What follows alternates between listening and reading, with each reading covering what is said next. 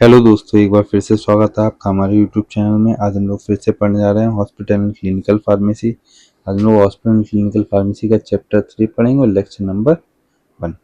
तो चैप्टर 3 और lecture number 1 में सबसे पहले जो हमारा टॉपिक आता है वो हमारा टॉपिक है supply chain and inventory control. Supply chain क्या होती है, इन्वेंट्री कंट्रोल क्या होता है, इसके बारे में हम जानेंगे। तो इसमें कौन कौन से टॉपिक्स को हमको पढ़ना है, तो सबसे पहले हमें सप्लाई चेन के बारे में जानना है कि सप्लाई चेन होती क्या है। तो सप्लाई चेन के बाद हमें जानना है दूसरा, प्रिपरेशन ऑफ ड्रग लिस्ट। जब भी हम किसी दवा को प्रिपेयर करते हैं या मतलब किसी दवा को मंगवाना होता है तो हम उसकी ड्रग लिस्ट किस तरीके से तैयार करते हैं वो चीज़। उसके बाद हम लोग जानेंगे हाई रिस्क ड्रग, जो उच्च जोखिम वाली दवाई होती हैं उसके बारे में हम लोग जानेंगे। और इमरजेंसी ड्रग्स कौन कौन सी होती है, जो आपातकालीन दवाएं होती हैं वो कौन कौन सी होती हैं उसके बारे में। शेड्यूल H1 के बारे में जानेंगे, जो H1 में कौन कौन सी ड्रग्स आती हैं, कौन कौन सी दवाइयाँ आती हैं उनके बारे में। उसके बाद हम लोग पढ़ेंगे NDPS मतलब narcotic drug and psychotropic substance क्या होता है। रिजर्व एंटीबायोटिक, ये रिजर्व एंटीबायोटिक क्या है, ठीक है। इन सब के बारे में हम लोग डीप एंड डिटेल में पढ़ेंगे, ठीक है। चलिए स्टार्ट करते हैं हम लोग कि सप्लाई चेन क्या होता है। तो सबसे पहला सिंपल सा एक है ट्रिक इसको पता करने का, जैसे कि आप हैं, ठीक है। आपसे बड़े कौन होंगे, आपके पापा, आपके पापा से बड़े आपके दादा, आपके दादा से बड़े आपके परदादा। तो ये सब क्या है, देखो परदादा है, फिर तुम्हारे दादा है, फिर तुम्हारे पापा है, फिर तुम आए। तो ये क्या है, एक तरीके से सप्लाई चेन है।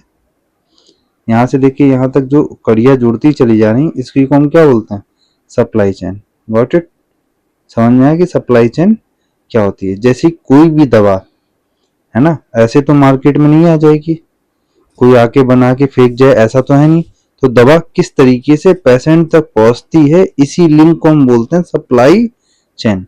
तो सबसे पहले दवा कहाँ बनती है, मैन्युफैक्चर एरिया में बनती है, फिर वो किसके पास जाती है, डिस्ट्रीब्यूटर के पास, डिस्ट्रीब्यूटर से कहाँ जाती है, होलसेलर के पास, होलसेलर से रिटेलर के पास, रिटेलर से कहाँ जाती है, पेशेंट के पास। तो ये जो मैन्युफैक्चर से डिस्ट्रीब्यूटर, डिस्ट्रीब्यूटर से होलसेलर, और होलसेलर से है ना रिटेलर तक, और रिटेलर से पेशेंट तक, ये जो दवा ट्रेवल कर रही है एक जगह से दूसरी जगह पे, तो इसी को हम क्या बोलते हैं, सप्लाई चेन, ठीक है। थोड़ा डेफिनेशन हम लोग पढ़ते हैं, क्या है डेफिनेशन। तो सप्लाई चेन क्या है, देखो फार्मास्यूटिकल सप्लाई चेन एक ऐसी कड़ी है, एक ऐसी लिंक है जिसमें दवाइयाँ फैक्ट्री से बनने से लेकर मरीज तक पहुंचती हैं। और इसमें कई लोग और कई संस्थाएं शामिल होते हैं, जैसे गवर्नमेंट हॉस्पिटल हो गया, ठीक है, दवाई के निर्माता मतलब जो मैन्युफैक्चरर हो गए वो हो गए, डिस्ट्रीब्यूटर्स हो गए जैसे MR हो गया, है ना, मेडिकल रिप्रेजेंटेटिव हो गया, जिनका मेडिकल होगा वो लोग हो गए। तो ना काफी लोग सम्मिलित रहते हैं, है ना। एक ऐसी लिंक है, जैसे दवा फैक्ट्री में बनी, फैक्ट्री से कहाँ जाएगी, डिस्ट्रीब्यूटर के पास, डिस्ट्रीब्यूटर से कहाँ जाएगी, होलसेलर, होलसेलर से रिटेलर, रिटेलर से पेशेंट। तो ये देखो आपस में क्या है, एक कड़ी सी जुड़ती चली जा रही, इसी को हम क्या बोलते हैं, सप्लाई चेन, ठीक है। दूसरा पॉइंट पढ़ते हैं, दवाओं को बनाने से लेकर मरीज तक पहुंचने की पूरी प्रक्रिया को हम क्या कहते हैं, सप्लाई चेन, ठीक है। जिसको बोलते हैं दवा बन रही है और बनने के बाद कहाँ तक जा रही है, पेशेंट तक जा रही है। तो जो चल रहा है लगातार प्रोसेस, उसी को हम क्या बोलते हैं, सप्लाई चेन। एक शॉर्ट तरीका है इसको रटने का, MDWRP। तो ये एक शॉर्ट तरीका है सप्लाई चेन की डेफिनेशन को रटने का, ठीक है। अब सप्लाई चेन में देखो जो उसके कुछ चरण है वो समझ हैं, जैसे प्रिपरेशन ऑफ ड्रग लिस्ट। जब भी हम किसी दवा को बनाते हैं तो उसकी किस तरीके से हम लिस्ट तैयार करते हैं उसके बारे में हम लोग पढ़ते हैं। अगला क्या है, procedure of drug purchasing, storage and dispensing. हम जब भी किसी दवा को क्या करते हैं, परचेज का मतलब होता है खरीदना, खरीदना कैसे हम उसको स्टोर करेंगे, कैसे डिस्पेंस मतलब वितरण करेंगे, इन सब के बारे में भी हम इस चरण में जानते हैं। अगला होता है इन्वेंट्री कंट्रोल टेक्निक। हम उसको किस किस तरीके से, है ना, उस दवा को कंट्रोल करेंगे, क्या क्या तरीका है, हम दवा को किस तरीके से मैनेज करेंगे, इन्वेंट्री मैनेजमेंट का मतलब होता है, ठीक है। तो हम लोग जानेंगे प्रिपरेशन ऑफ ड्रग लिस्ट क्या होती है। तो प्रिपरेशन ऑफ ड्रग लिस्ट की बात करें तो अस्पताल फार्मेसी में डॉक्टर द्वारा लिखी गई दवाओं को सही, सुरक्षित और व्यवस्थित तरीके से तैयार करना ही क्या कहलाता है, प्रिपरेशन ऑफ ड्रग लिस्ट। जैसे मान लो डॉक्टर है, डॉक्टर ने क्या लिखी, दवा लिखी, है ना, ये डॉक्टर हैं, डॉक्टर ने क्या लिखी, मेडिसिन लिखी, और मेडिसिन जो लिखी है उस मेडिसिन को क्या है प्रॉपर तरीके से, सही और सुरक्षित तरीके से क्या करे, पेशेंट तक पहुंचाना ही क्या कहलाता है, प्रिपरेशन ऑफ ड्रग। समझ में आया? पहले, अब तो दवा बनी बनाई आती है, मेकिंग होती है, इंडस्ट्री से पत्ते बन के आते, पहले क्या करता था, सिर्फ डॉक्टर डिजीज के बारे में लिखता था। किसके बारे में, डिजीज के बारे में लिखता था। डिजीज के बाद फार्मासिस्ट के पास सिर्फ डिजीज जाया करती थी, और फार्मासिस्ट खुद ही मेडिसिन को प्रिपेयर करता था। क्या करता, मेडिसिन को खुद ही प्रिपेयर करता, और प्रिपेयर करने के बाद दवा को देता था। ठीक है, अगला पॉइंट है दवा की सूची तैयार करके मेडिसिन एरर को कम किया जा सकता है। जैसे कोई भी दवा है, जैसे कोई दुकान है ना, मान लो ये आपकी एक दुकान है, अब इसमें आपको सामान मंगाना है, पहले से ही सामान कुल सारा इसमें है। अब तुम क्या करोगे, एक प्रॉपर क्या बनाओ, एक लिस्ट बना लो। क्या बना लो, एक लिस्ट। अगर तुम प्रिपेयर कर लोगे तो उससे क्या होगा, तुम्हारे जो एरर होंगे, है ना, जैसे कि मान लो यहाँ पे तुम्हारी कोई चीज रखी हुई है, अब वो चीज तुमको पता है रखी हुई है और नहीं पता है, तुमने उसको फिर मंगा लिया, तो क्या है, वो चीज दो हो जाएंगी, एक से दो हो जाएंगी। तो ये क्या है, थोड़ा सा लॉस हो सकता है, दवा मिलने से पहले ही हो सकता है एक्सपायर हो जाए। तो इसीलिए क्या करते हैं, एक लिस्ट, एक सूची तैयार कर लेते हैं, इससे क्या हो, मेडिसिन का मिसयूज ना हो पाए। ठीक है, अगला क्या है, ड्रग लिस्ट में high risk drug, emergency drug, schedule H1 drugs and NDPS drug को अलग अलग कैटेगरी में बांटा गया है। जो ड्रग लिस्ट है, तो ड्रग लिस्ट को क्या है, अलग अलग कैटेगरी में बांटा गया। तो यहाँ पे तुम्हारी ड्रग लिस्ट होगी, तो यहाँ पे हाई रिस्क वाली दवा रखते हैं, यहाँ पे इमरजेंसी वाली दवा, यहाँ पे शेड्यूल H1 वाली दवा, और यहाँ पे NDPS वाली दवा। तो इन सबको क्या किया हमने, बीच में एक लाइन खींची, तो उन सबको क्या किया हमने, सेपरेट कर लिया इन सबको। ठीक है, इस तरीके से अलग अलग कैटेगराइज में बांटा गया है, जिससे क्या हो, मेडिसिन के एरर के चांसेस क्या हो जाएं, कम हो जाएं। तो सबसे पहले हम लोग जान लेते हैं हाई रिस्क ड्रग कौन सी होती है। जो उच्च जोखिम वाली दवाइयां होती है वो कौन कौन सी थी, वे दवाइयां जिनका गलत उपयोग, गलत डोज या गलत रूट मरीज को गंभीर नुकसान या मृत्यु तक पहुंचा सकता है। अगर ऐसी दवाएं जो अगर पेशेंट को क्या किया जाए, अगर गलत डोज दे दे, है ना, मतलब गलत खुराक दे दें या गलत रूट से दे दें, तो इससे क्या होगा, मरीज का गंभीर नुकसान हो सकता है, मरीज मर भी सकता है। तो इसी ड्रग को हम क्या कहते हैं, हाई रिस्क ड्रग कहते हैं। ठीक है, देखो दूसरा पॉइंट, गलत मार्ग से देने पर अन्य प्रणाली में एरर होने पर उच्च जोखिम वाली दवाओं को ही हाई रिस्क कहा जाता है। मतलब कहने का मतलब है, अगर किसी दवा को गलत रूट से अगर तुम दे दोगे तो पेशेंट की क्या हो सकती है, डेथ हो सकती है। तो इसको भी हम क्या कहते हैं, हाई रिस्क ड्रग कहते हैं। तो एक शॉर्ट तरीका है हाई रिस्क ड्रग को रटने का, high risk drug is equal to wrong dose diet danger. अगर हम किसी दवा को गलत डोज में दे देंगे तो ये क्या होगा, डायरेक्टली डेंजर ड्रग बन जाएगी, मतलब खतरनाक दवाई बन जाएगी। ठीक है,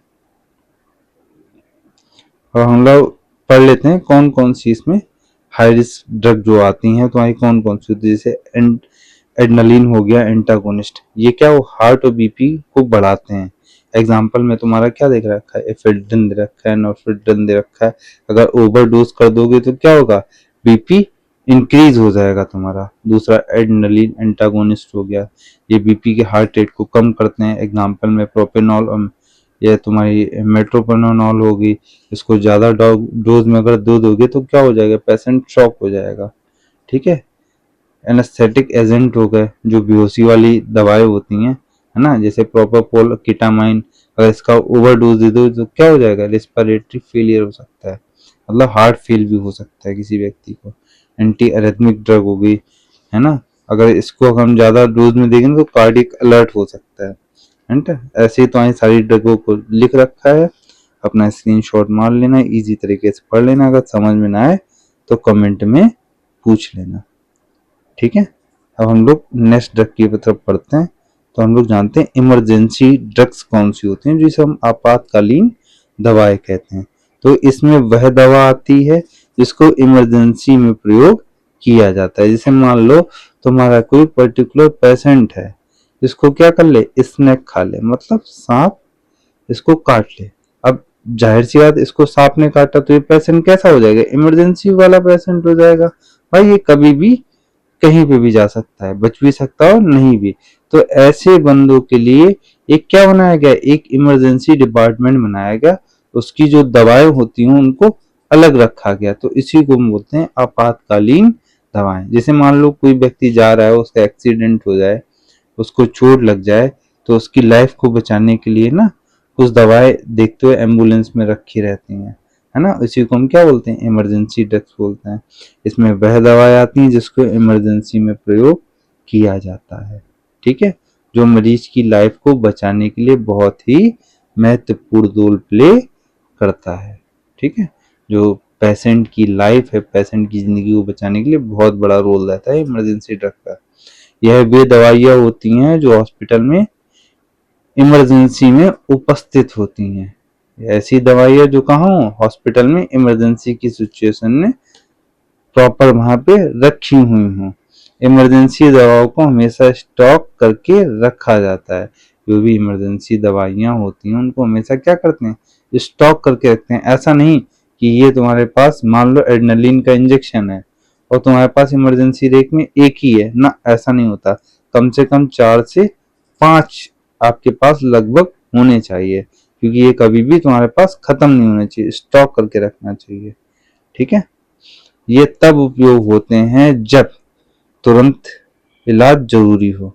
क्या है, तुरंत इलाज जरूरी हो, मरीज की जान को खतरा हो, तब इन दवाओं का उपयोग किया जाता है, ठीक है। इसका उद्देश्य क्या है, मतलब पर्पस क्या है, मरीज की जान को बचाना, लाइफ सेविंग करना। अगला, गंभीर स्थिति को नियंत्रित करना, आगे होने वाले नुकसान को या रिस्क को रोकना, ये इनका मुख्य उद्देश्य होता है, ठीक है। इमरजेंसी ड्रग की विशेषताएं क्या होती हैं, मतलब क्वालिटी क्या क्या है, तो तेजी से असर करने वाली दवाएं होती हैं। कैसी दवाएं, जो रैपिड एक्शन शो करें वो वाली दवाएं होती हैं। तुरंत उपलब्ध हो जाती हैं, एकदम अवेलेबल मिलेंगी आपको। सही मात्रा और समय का बहुत महत्वपूर्ण है, मतलब सही मात्रा में अगर किसी पेशेंट को दवा दी जाए तो उसकी जान भी बच सकती है। आमतौर पर आईसीयू, इमरजेंसी वार्ड और क्रश कार्ड में रखी जाती हैं। तो ऐसी दवाएं कहाँ पे होती हैं, आईसीयू में हो गई, इमरजेंसी वार्ड में हो गई, है ना। इन सब चीज जगहों पे इन दवाइयों को रखा जाता है, ठीक है। आगे हम लोग पढ़ते हैं कौन कौन से एग्जाम्पल, हमने एग्जाम्पल सबके दे रखे हैं, आप लोग स्क्रीनशॉट लेके इसको रट भी सकते हैं। तो कार्डिक इमरजेंसी ड्रग जैसे एड्रेनलिन हो गया, है ना, एट्रोपिन हो गया, है ना, डोपामाइन हो गया। तो ये क्या है, दूध रुकने या बीपी गिरने पे ये दवाइयाँ दी जाती हैं। कौन सी, कार्डिक इमरजेंसी मेडिसिन, एट्रोपिन हो गया, डोपामाइन हो गया, तो ये सब ऐसी दवा होगी।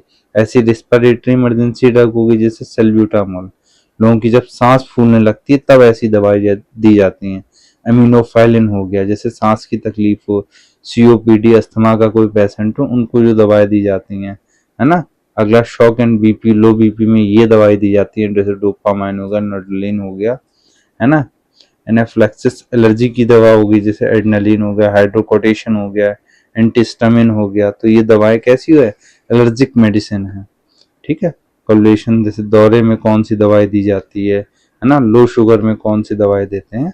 तो ये सब आप स्क्रीनशॉट लेके आराम से लिख सकते हैं। अब हम लोग जानेंगे H1 ड्रग कौन सी होती हैं, शेड्यूल H1 दवाएं क्या होती हैं। देखो, ये वो दवाइयां होती हैं जो बिना प्रिस्क्रिप्शन के पेशेंट को नहीं दी जाती हैं। समझ में आया, प्रिस्क्रिप्शन क्या होता है तुमको पता होगा कि डॉक्टर के द्वारा एक पर्चा लिखा जाता है, उसी को हम क्या बोलते हैं, प्रिस्क्रिप्शन बोलते हैं। ये H1 वाली जो दवाई होती है बिना इस डॉक्टर के लिखे पर्चे के बगैर नहीं देनी चाहिए, इसी को हम H1 ड्रग बोलते हैं, schedule H1 drug. Schedule H1 में वे दवाइयां आती हैं जो कैसी हो, संवेदनशील हो, सेंसिटिव दवाएं हो, वो दवाइयां आती हैं जिनका गलत उपयोग किया जाए तो गंभीर साइड इफेक्ट हो सकता है, ठीक है। ये दवाइयां केवल डॉक्टर के प्रिस्क्रिप्शन पे ही दी जानी चाहिए या दी जाती हैं। इसका उद्देश्य क्या होता है, पर्पस क्या है, दवाओं का दुरुपयोग होने से रोकना। जो लोग मिसयूज करते हैं ना, जैसे सिरप आता था कोरेक्स का, है ना, तो जो नशा पानी करते थे वो कॉरेक्स का सिरप क्या करते थे, बिना प्रिस्क्रिप्शन के लेके उस पूरे सिरप को पी के दिन भर नशे में इधर उधर घूमा करते थे। तो ये कॉरेक्स का सिरप है तो खांसी के लिए, लेकिन लोग इसका क्या करते थे, मिसयूज करते। तो ऐसा कोई भी उपयोग ना हो सके। अगला, एंटीबायोटिक्स का ओवरडोज कम करना। जो भी कोई एंटीबायोटिक्स है उसका ओवरडोज कम करने के लिए भी सिडोलेक्सिन की दवाई दी जाती है। अगला, मरीज की सुरक्षा सुनिश्चित करना। जो भी मरीज है उसकी अच्छे से केयर हो सके, तो ये सब चीजें भी आती हैं। अच्छा, इसका मेन कैरेक्टरिस्टिक्स क्या है, मुख्य उद्देश्य क्या है, तो बिना प्रिस्क्रिप्शन की बिक्री प्रोहिबिटेड का मतलब है बिना प्रिस्क्रिप्शन के जो लोग दवाइयाँ बेचते हैं वो बेचना बंद हो जाए। अगला, फार्मासिस्ट को रिकॉर्ड मेंटेन करना पड़ता है ना, कि कौन सी दवाई, जैसे सेडेटिव कोई दवा हो गई है ना, नींद की गोलियां हो गई हैं, ये चीज कौन कहाँ लेके गया, किस पेशेंट ने किस डॉक्टर के द्वारा लिखी गई और कौन पेशेंट लेके गया, तो ये सबका प्रॉपर रिकॉर्ड मेंटेन करना। आगे, रेड लेवल मतलब आर्स के साथ चेतावनी होती है, मतलब जब ये सिंबल हो और दवा इसके नीचे लिखी हो तभी दवा मिले, इससे पहले दवा नहीं मिलनी चाहिए। तो इसमें कौन कौन सी दवाइयाँ आती हैं, तो तुम्हारी एंटीबायोटिक्स हो गई, जैसे तुम्हारी सिफ्रेटॉक्सिन होगी, सिफेक्सिन होगी, लियोफ्लॉक्सासिन हो गई, है ना, जो एंटी टीबी ड्रग हो गई वो आती हैं, सीएनएस ड्रग हो गई। जैसे ये जो गोलियां, ये दवाइयां हैं, ये लोग इसका मिसयूज बहुत करते हैं, ठीक है। तो ऐसी दवाइयां ये भी तुम्हारी किस में आती हैं, H1 ड्रग में आती हैं, ठीक है। अदर इम्पोर्टेंट तो ड्रग होगी, जैसे ट्रामाडोल तुमने सुना होगा, एक पेन किलर लेकिन इसका साइड इफेक्ट बहुत होता है, ये बिना प्रिस्क्रिप्शन की दवा नहीं दी जाती है ना। तो ये स्लीप पिल्स हो गई वगैरह वगैरह, ये सब चीजें, ठीक है।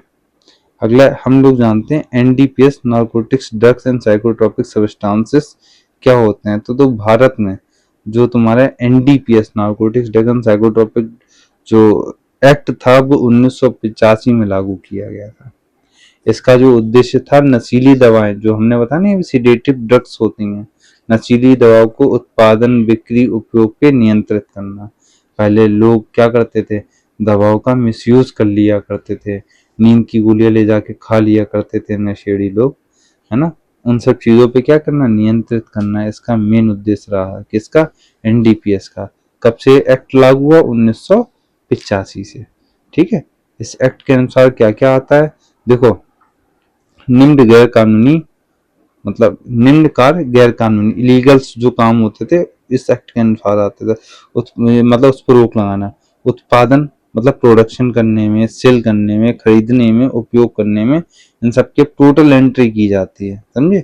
इस एक्ट के अनुसार ये सब चीजें आने लगी। जैसे कोई भी उत्पादन कर रहा है ना, जैसे मान लो कोई ओपियम की खेती कर रहा, अब बिना लाइसेंस की खेती नहीं कर सकता। या मान लो कोई भी दवा बेच रहा है ना, बिक्री कर रहा है, तो उसकी भी एंट्री होगी। कोई खरीद रहा है, जिस व्यक्ति को तुमने दवा बेची है तो उसका भी प्रॉपर रिकॉर्ड मेंटेन करना, कौन इसे उपयोग कर रहा है, कौन डॉक्टर लिख रहा है, तो उसका भी रिकॉर्ड मेंटेन करना।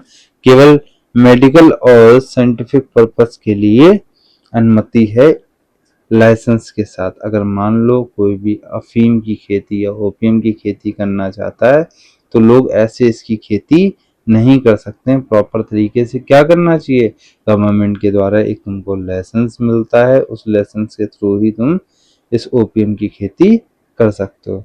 इसमें कौन कौन से आते, तो ये इनके एग्जाम्पल, जैसे मार्फिन हो गया, कोडीन हो गया, फेंथेल, है ना, मेथाडोन, ये सब कैसी पेन रिलीफ दवाएं हैं।